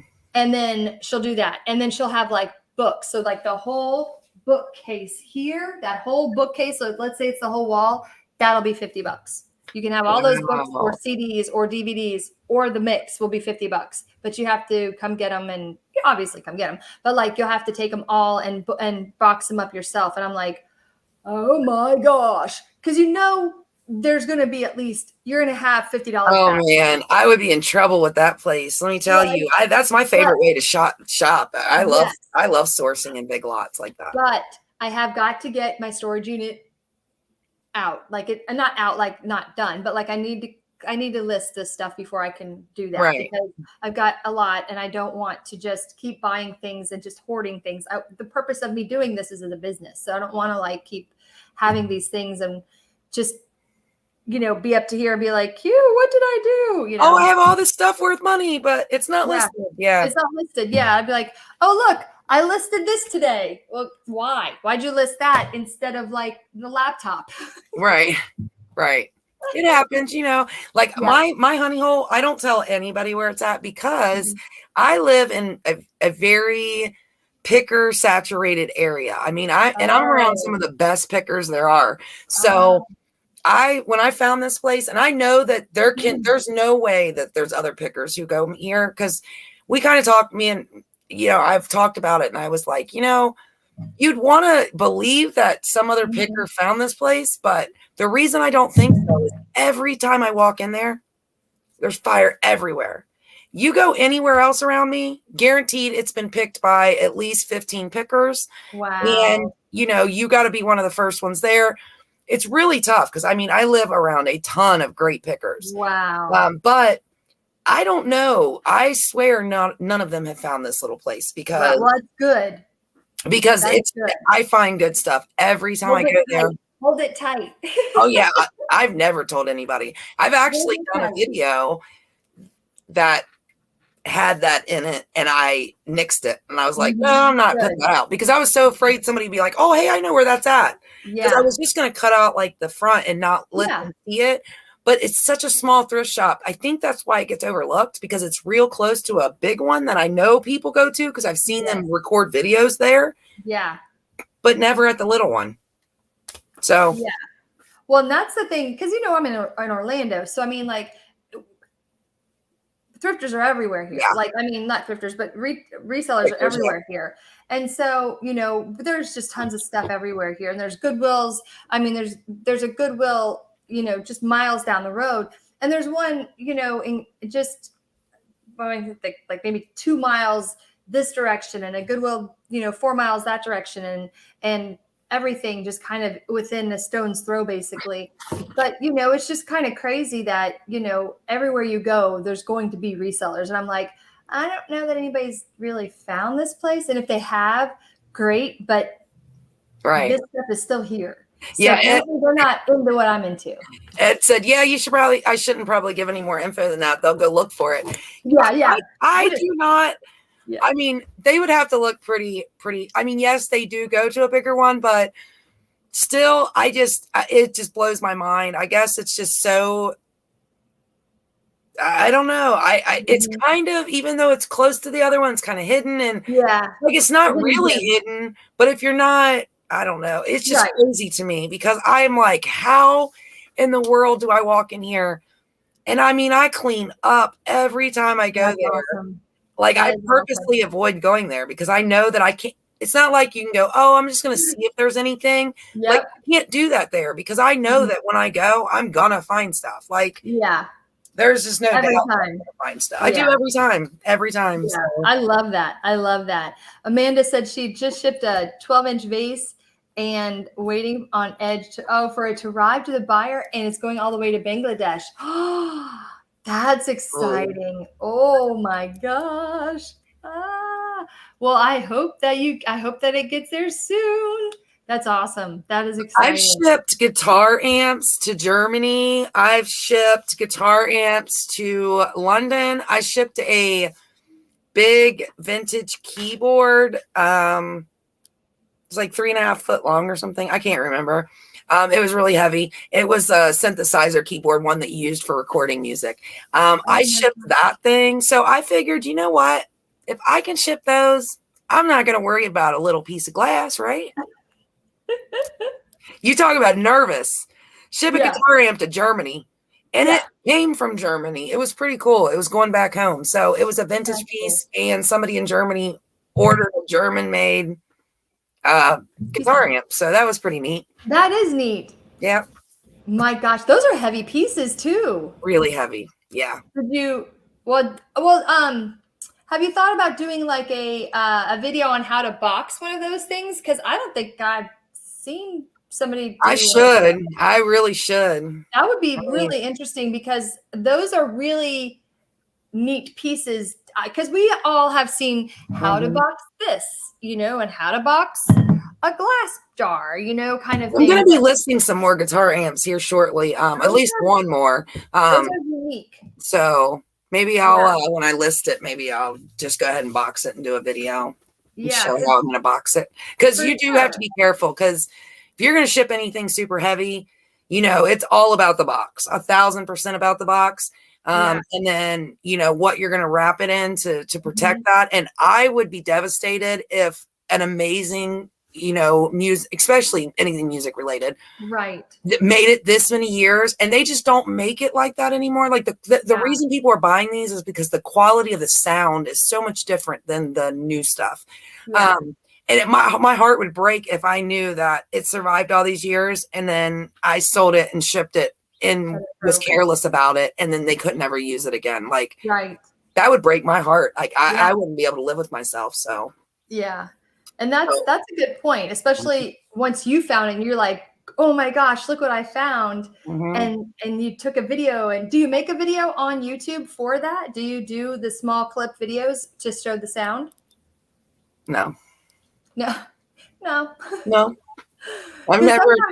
Have you ever done any of the videos that they allow now? No. I mean, if they asked me to, I would, but like, I don't know. I don't know. I feel like I've done fine without the video of it. But now I'll take a picture of it with like the power light on, and it does work. And I mean, I do put tested and working in, and of course it is tested. But I'll take a picture of it with the light on, and I mean, and they're high dollar, and I've never had any problems with like scammers or whatever. But and I've sold, guitar pedals and just, all kinds of stuff, and I've never had a problem. But because I don't sell it, so I don't know how like all that works with that kind of stuff. Because I know it's weird, because like somebody asked me about a toy, and they're like, does this work? And I'm like, well, in the listing it says it works. In the description it says it works. But I wasn't gonna be snarky, and I said, yes, it works. Okay. I want to believe it's because musicians are awesome people, and like they just figure if it's, if you're telling them it works, then they just figure it's going to work, or I don't know. I've just never had a problem with it. But what's the most expensive musical item that you can remember or think of that you've ever sold? The keyboard, $655. That's cool. Is that one of your favorite items? It was $150 shipping. Wow. And it didn't cost me $150 to ship it either, but I charged $150 to ship it. Well, I mean, it's a lot of work to put that in the shipping and to do all of that to put it together. Well, the money I paid in the boxes and the packing material that I use and all that stuff. I mean, that was an extra just $45 just in shipping supplies, because just to make sure it made it there. But exactly. What would you say your favorite item that you have sold? Would that be the same? No. What would be your favorite? Does it have to be music related or just in general? Oh, in general, yeah. Okay, because you're gonna laugh when there's a reason I said it. Okay. So my favorite item I ever sold was a cardboard clown whistle. Cardboard clown whistle. Okay. So 1940s back. Because I love ephemera too. I love all paper. I love it. Oh, I love vintage anything. But So Party Supply, you know how you get like the little whistles or whatever, and party packs or whatever. Yeah. Well, I guess that's what this thing was. So I got an ephemera pack, a bunch of different paper products, and there was this clown in there, and he was probably like, it was probably like, I don't know, 3 inches like long, and Yeah. it folded in half. It was a piece of cardboard. Okay, it was a clown cutout of a cardboard cutout of a clown. And then it had a fold, and on the back, it was the exact same clown. So it was, if you opened it up, it laid flat. It was just a flat piece of cardboard. Okay. Okay. But on the top, there was like another little piece of cardboard. It said, blow here. And I went, what in the world is this thing? Like, it just opened up and laid flat. Like, Okay. Now picture blowing on paper when you were a kid, or, you know, that sound. So I guess that was kind of the idea behind this whistle, and this was from the 40s. So yes, I put my mouth on something from the 40s. Sure. So I had to see. I was like, what is this thing even a whistle? Like, what is this? Come on. Sure enough, you blow on this cardboard and it was a whistle, but it was so pretty. Like the coloring was still so like, cool. It was amazing. It was immaculate. Like the coloring of it was just amazing, and the artwork on it. So it was probably like a cheap little, you know, dime store. You probably got a big pack of them for $10 back then or something. Yeah. So I laughed and I was like, oh, I'm so going to sell this. I was like, I know I can sell it. Yeah. And I was like, it might take a long time, but someone's going to come looking for this clown whistle. And I made this big joke about it, right? So I listed this clown whistle, and in less than 30 minutes, that clown whistle sold with this big long message talking about how they were telling their grandkids about it, and they couldn't believe that they found it. I was like, how in the world would you even find it? Like, I'm sure they had a search, but under what? Cardboard clown whistle, party favor? Like, how did you even search for this? Sweet though. Yeah. So it sold. I had listed it. I put it up for $14.96. I have no idea. I just picked a price. You always pick a price. I don't care. I'll put $14.96. Surely no one's going to pay me $15 for a piece of cardboard, right? Yeah. So I just put it up for whatever. This person didn't try to send me an offer. They bought it immediately, and they paid for shipping. So that was another, $5 for shipping. So they paid me $20 for a little cardboard clown. I love it. Favorite sale ever, just because. I love it. Most people would have just, I'm known to list the stuff that's like, don't throw your money away, because you might see that in a box and just go, I'm not going to list that. I list that kind of stuff, even if there's no other ones on eBay. Those are my favorite things to sell. So I agree. Nobody else has. I agree. I think those are the most unique pieces because of that story, because like we have that joy of like giving something, of selling something, not giving, but selling something, of providing something that others can't have, because we would have that too, right? We would, if that were you and you were like, oh my gosh, my uncle or my cousin or my brother or my sister, my mom had this, and it would be something that brought you joy. And now you have given that joy to them. And that's the best part. Oh, I love that. That is so cool. I did a short not that long ago on a Lone Ranger membership business card. I saw that. Yeah. That's another thing. I mean, it sold so quick. It was $20. I mean, So what? It was like 21 and some change all in, but it's like, so what? How hard was that? Like, most people would have just thrown that away. One, it even had the name on it, but it's like, I sold it quickly. Yeah. It took you minutes to list it. It took you minutes. I mean, and I just made up a price for that. Nobody had those either. And I just listed it, and it sold. And the guy, again, thanked me, thought it was so cool. He remembered when he got it as a kid. Like, and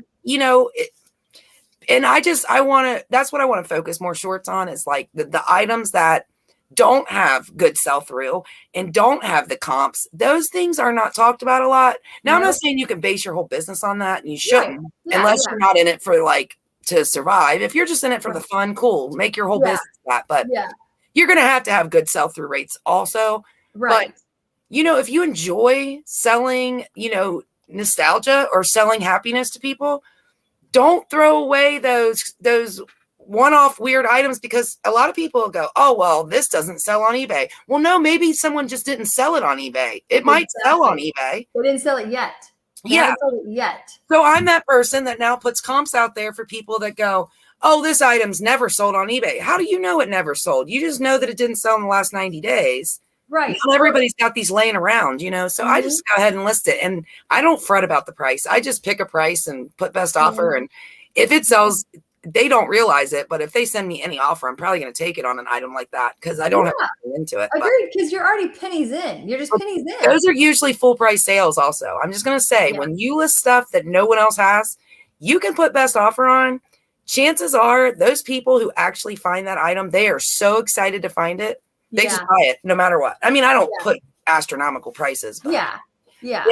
I have some random pieces. Like I have matches like from the 60s and the 70s. And I have like a bulk of them. And then I have some random the ones that are just the one-offs that are really, really eclectic. And they're really beautiful. Like the print, the ad prints on them are really cool. So those are separate because they're about this big.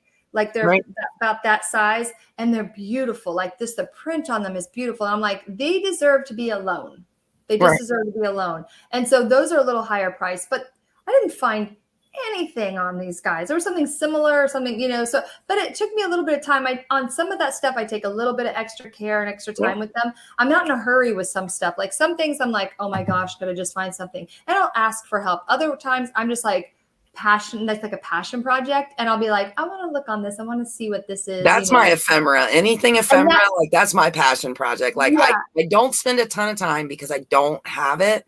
But when I just need a break from reselling, I'll grab me a little stack of my ephemera and I'll just sit and work through it because it is good money. It does sell. Yes. But I get lost in like I am learning this. So this little bag of letters, these are love letters. And the girl was cheating on the guy. And they were in college, and it's like from, I forget when it's from, but they were in college and she was cheating on him. This is like letters from both sides, like some are from her, some are from him. So somebody kept them all these years. And now me and Chris, we went through these one night and we read them, like we were reading them together. Okay, go ahead. I have something funny to tell you. It was so much fun because now we talk about these people like we know them, and me and him, we bring them up and we're like, I wish I could find these people. I want to know what they look like. But it's Bet and John, I think is his name, but her name is Bet. Oh yeah, no, yeah, his name is Bill. No, his name is William, but he goes by Bill. So we know these people, but I haven't had the heart to list these yet because me and Chris have these have became like, I don't know. It's just become something to us. So they're so cool though. Like they're from 1950s. Oh my gosh. And it's so cool to read. I don't know. I love stuff like this. Yes. Those are the best. And those are like, I would love to hear you and Chris do a love letter reading. You don't even have to have your faces, like maybe do like a pretty background or something and you guys just reading the letters on YouTube. Doesn't like I said, doesn't have to show your faces, but doing that, that would be the best. Yeah, it's so cool, man. That would be ASMR. Yeah. That would be awesome. I could even turn them into shorts, really. I could do each letter and just my gosh. You could do a whole series. Yeah. Yeah, because I can't bring I pulled him out to list them one night. And he's my buddy that goes through all the ephemera with me. Like we look through any kind of ephemera. Like I have stuff. Oh my gosh. All categories. Girl, I have stuff I could show you. OMG, you would love it. And they're paper magazines from the 70s and 80s from the UK and they're rock bands. What? I do. What? You're a girl after my own heart, even if you don't know who the Grateful Dead are. I couldn't save all of them though. It broke my heart because I couldn't save them all because you know how like you want to save the world, want to save the whole storage unit. I couldn't save the whole storage unit, but I was helping this woman and she was cleaning out. This was like when I first kind of got started a couple years ago, and she just had bins upon bins upon bins, and I'm like, I can't take it all. And we didn't have a storage unit back then. I couldn't take it all. And they were paper. And I'm like, what am I going to do? And it just called to me. I'm like, just keep going, just keep going. So I just threw them in my car, and then we were going to Goodwill and dropping off stuff because I was still helping her, clean it out. And I'm like, I told the guy, he's like, oh my gosh, these are so cool. I'm like, look, let me put them in your car. I'm like, just point to your car. And they're not even out of my car yet. Technically, they don't belong to the thrift store. They're still in my car. You haven't touched them. Tell me where your car is. I will put them next to your car. They will not belong to the thrift store. Right. And he goes, I don't have a car. And I'm like, why are we talking? I'm like, I'll put them in a bag. What do you want me to do? What do you want me to do? But anyway, so yeah, so I have a whole bunch. So I want to real quick say hi to Judy. She's here because I talked to you, said she was here earlier. Hi, Judy, and Mary's here. Mary, how you doing? Yes, Mary, they are on my eBay store. They are my matches are there for sale, friend. Just if you buy them, just tell me that they're to you. If I don't recognize your, if it's not you buying them, tell me it's you buying them. So, you get a discount, friend. And yes, I have a ton of ephemera stuff. So going back to that. So a ton of magazines. And if you hold on a second, I'll show you what I have. Hold on. I know we've been on forever. Oh my gosh. Yeah, I have a big box sitting next to me that's full of nothing but ephemera that I go through whenever I just want to look at something cool. I pull something out of this big box and I go through it. So this box is already claimed, but it's like this. So it's a Sounds magazine. So cool. Yeah. And it's paper. It's just like literal paper. And I mean, I don't want to rip it because like I said, this one's already claimed, but it's just got some really so cool. Great pictures in here. And it's just, so I've got this one, and I pulled out a few of them so you can just kind of see. I've got like that one. And then I love that because these are like when it's in a publication like that, like a small newspaper, though all those pictures have not made it. Like a lot of people are like, you can find anything online. But you can't. A lot of that stuff got lost because people didn't put them online, Right. Yeah. So Greg DuPage Picker, he bought a lot from me, and then that's his second lot that it's more in there, but he bought a second lot from me. Yeah, he's like, he really collects ephemera also. So I'm like, I can't wait. I told him, I said, please, oh please make sure that you show us when they sell. I said, because I'm so excited to not only sell these to you, but share this with you, because I love when people love it more. Like, because it's too much for one human to have. Yeah. I'm not a hoard. Like I said earlier, the only thing I won't really sell is band shirts, but that's because even if I got a $2,000 band shirt, I wouldn't sell it. Like I truly wouldn't. Like I've got some cool pieces, but like if I came across a $2,000 t-shirt, you would not see it on my store because I love it. Yeah, I love it. I love band shirts, but like, as far as anything else, I'm not a real, like, I like to own it for while I own it. Yeah. I think it's really cool, but I think it's cooler to say I've sold XYZ, rather than I have it. I'd rather just sell it and know that I put that back into the hands of somebody else. Like, and rescued it. We rescued it. And like I rescued this from, the people that I knew, they were just going to throw it away. Oh, I know. Ephemera gets so many people throw stuff away, and that's why I really wanted to do that with my shorts. And I was like, man, I really got to get into it because it kills me when people just pitch stuff that I'm like, oh my gosh, that's they're like, oh, well, that's just paper, throw it away. And it's like, no, you don't understand. I have made some good money, and it's not about the money always. Like I sold this little warranty paper for a car. It was some kind of Dodge car. I don't know what it was, but I had bought an automobile ephemera set one time, and it had a bunch of different kinds of ephemera in it, from magazines to, just papers, like whatever. Yeah. This was a little warranty paper that folded in half. It was just a single piece of paper that folded, and it came with this kind of car, whatever Dodge it was. And, or it might've been Chrysler. It might have been, I don't know. I think they're the same company. Maybe that's why I'm thinking. I don't know. I think Dodge and Chrysler are the same. But anyway, I sold it for $29.99 plus shipping, and I sold it immediately because this guy had bought this car. He redid this car. He showed this car. He was trying to re-get everything that came with this car when it was brand new, because he had restored his back to the way it was when it was brand new.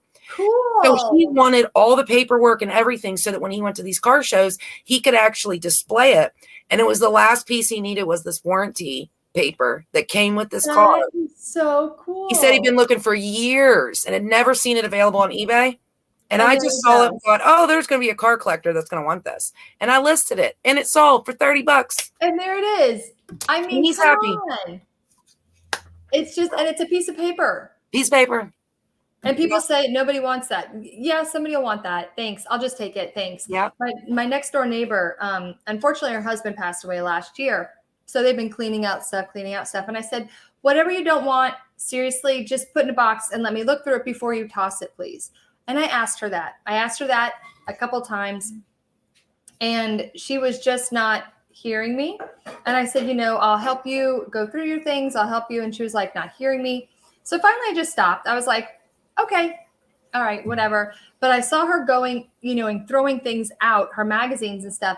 And she, I looked in her garbage. I literally looked in the garbage, and I'm like, what did I tell you? I'm like, why are you throwing this away? But she put it in with garbage, so I couldn't dig in there or anything like that, like dumpster dive. And I'm like, I remember that time, yesterday, when I said I just put in a box and I'll look through it so I can tell you if I can sell it or not. And she's like, yeah, I don't care. I just want it gone. I need it out of the house. And I'm like, hence the box that I gave you. But okay. Yeah, that's crazy. But I was being sensitive. I wasn't being mean about it or anything, because I know. But I told her, I said, she's like, yeah, but it's old cologne. It's the boxes are old. Who wants old cologne? I'm like, lots of people. Yeah. Lots of people want this cologne. People want these Disney magazines. People want these Disney pins. People want this, all this stuff that he had.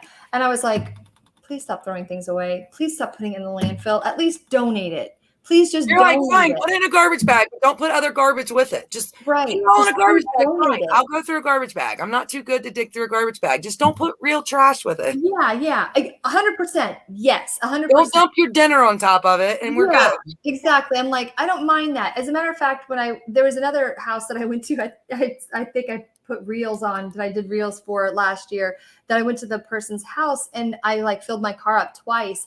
Because again, her mom had passed away and they were getting rid of all of their stuff. And so I'm like, if you have nobody else taking you or helping you with the clothing, I will donate it to the nursing home. And she's like, really? And I'm like, yeah. So after I did my unboxing, because I did forget that I was doing that, because I had put it all in boxes and put it in my storage unit, and I pulled it back out. And I was like, why am I keeping all this stuff? I can't sell half this stuff. And everybody in the chat was like, you could lot it up. You could do this. And I'm like, or I could just donate it. Why am I holding on to this? Because it's just so much stuff for one person. And when I went to the nursing home, these people were overjoyed. The people that were working there were like, oh, you want to donate 4 bags? I donated 4 bags of stuff to them. And they were like, and it wasn't even mine to donate. It was just me facilitating the need. Yeah. And I was just like, it just brought so much joy to my heart to be somebody else's mother's, you know what I mean? Just passing that along. And I'm like, just don't throw it in the landfill. But for sure. Retailers are taking from everybody anyway. So, Yeah, I donated a bunch of my craft stuff when I stopped crafting, because I wasn't really reselling online at the time. I was more based on my music stuff and just doing this local stuff. So when I was getting rid of a bunch of my crafting stuff, I donated it a bunch to a nursing home for for their time. That's so smart. Yeah, and stuff, and oh man, it made such a huge difference, and it was just great. It does. And we have a special needs school down the street that we researched a little bit of. And with our last garage sale, my daughter and I separated some stuff out. We're like, okay, this goes here, this goes here, this goes here, this goes here. And so when I called them and I said, I called them before we separated it out. And so when I knocked on the door, I'm like, hi, I called last week, to see if you could take these. And so she came out to the car and she was like, it was just a couple of boxes. Right. And she was like, oh my gosh, thank you so much. And I just, it's just that small bit of kindness. Yeah. And it takes you're already cleaning up, you're already doing things. just, you know, I mean, it's just those things that just, you know, brings your heart joy, and you're not going to sell it, or, you know, don't throw it out. Just kind of, I'll get off my soapbox. There we go. Yeah, I get it. Like, I mean, seriously, like sometimes it's just about giving it back to somebody. Like I sold some yarn. It was nothing to me. It was like 6 skeins of like vintage old yarn, and they were all different colors. So it really wasn't enough to make anything. Well, I'm sure it was enough to make something, but anyway, I lotted it up. It was from England. The yarn was from England. Oh, cool. It was in a big lot of like just miscellaneous stuff that I picked up. And it was in my death pile. And so I was like, you know what? I'm just going to put all of these skeins together, make up a price, and just get it out of here. Someone will want it, even if they're not, you know, even if they're just making like, you know, I was thinking like wash rack, whatever. It didn't matter. Yeah, pot holder. I was just like, I'm going to put them all together. They don't make sense together, except for that they were the same brand from the same years, but the colors were all off. But they were all wool. I mean, they were all the same make. Cool. So I put them up there. And about 2 weeks later, they sold, and I think I sold them for like $19.96 is what I put them up there for. Now, some of them skeins, some of them colors, I was looking up, and like each individual skein was selling for, you know, $5 to $9. So really, I underpriced it, but I didn't care. I'm like, it's 5 skeins of yarn that I don't care about, you know? Yeah. It didn't mean nothing to me. It wasn't like, oh, I'm so excited to find this yarn. But the lady who ordered it sent me a card in the mail, like a real card in the mail, like with a stamp, wrote it out with pen, like just shot me. So she told me that she thanked me so much for that yarn because a little child in Children's Hospital in Cleveland, I believe, might not have been Cleveland. I actually still carry it. I wish I had my purse on me. I carry it with me now. It's this little card. She said, because of you, this child's wish is going to come true even faster. Thank you so much.